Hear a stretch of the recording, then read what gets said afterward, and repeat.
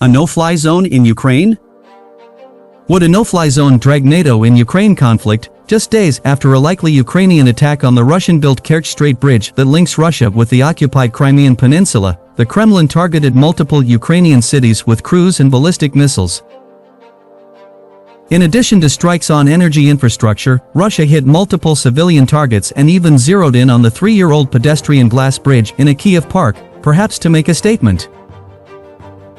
The reprisals struck the capital city of Kiev for the first time in months, and during rush hour, in what Ukraine's national police have described as the largest missile assault on the country in its history.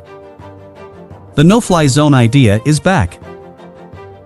Ukrainian President Volodymyr Zelensky has urged NATO to enact a no-fly zone over Ukraine, something that is unlikely to be instituted as it could literally require United States/NATO aircraft to engage Russia militarily. The retired 4-star U.S. Navy admiral also called for Washington to send Ukraine more advanced aircraft to counter Russia. On social media, Stavridis, at Stavridis, posted, "As Putin's options narrow, he'll turn to what has worked for him in the past.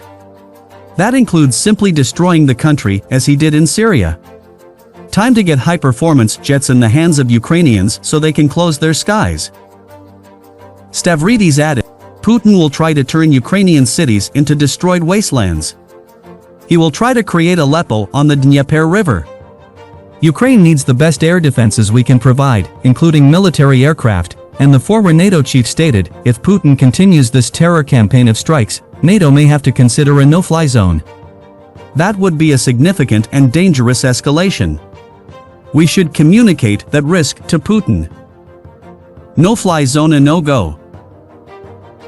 Though the idea of imposing a no-fly zone was discussed by Western officials in the early stages of the conflict, it is largely seen as a non-starter.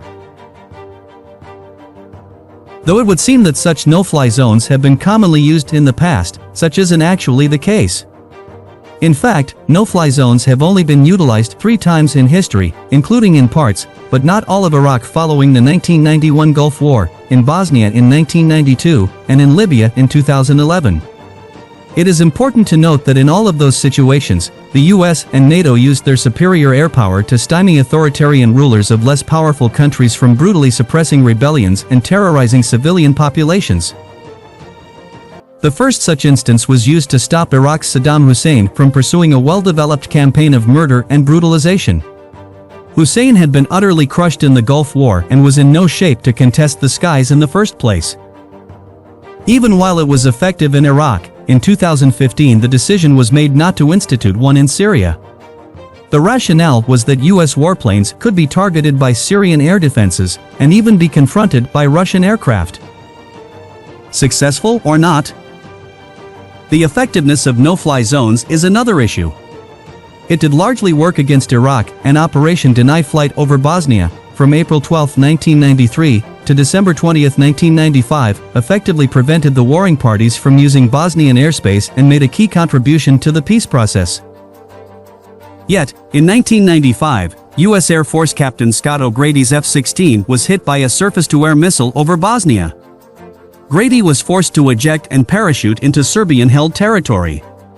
He successfully used his survival training, but still spent 6 harrowing days evading Bosnian Serb pursuers. Finally, a no-fly zone doesn't end a war.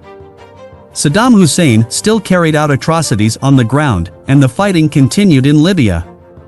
In addition, the Bosnian no-fly zone failed to keep the pro-Serb forces from laying siege to Srebrenica and massacring 7,000 Bosnian Muslim men and boys there in 1995. A no-fly zone certainly wouldn't stop the fighting in Ukraine. It could simply draw NATO into the war.